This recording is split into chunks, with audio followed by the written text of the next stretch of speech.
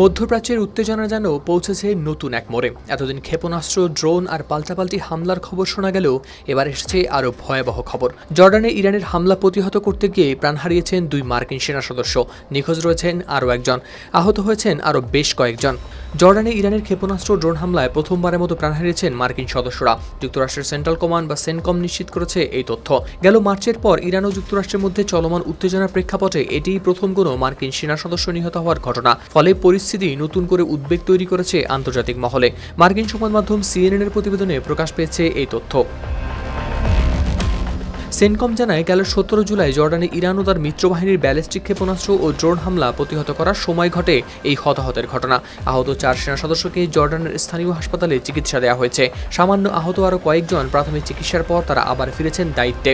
এর আগে গেল বৃহস্পতিবার ইরানের সেনাবাহিনী দাবি করেছিল তারা জর্ডানের আজরাক বিমান ঘাঁটিতে থাকা মার্কিন সামরিক যোগাযোগ ব্যবস্থা ও জ্বালানি সংরক্ষণাগার লক্ষ্য করে হামলা চালিয়েছে। তবে সে সময় পেন্টাগন কিংবা সেনকম করেনি কোনো মন্তব্য।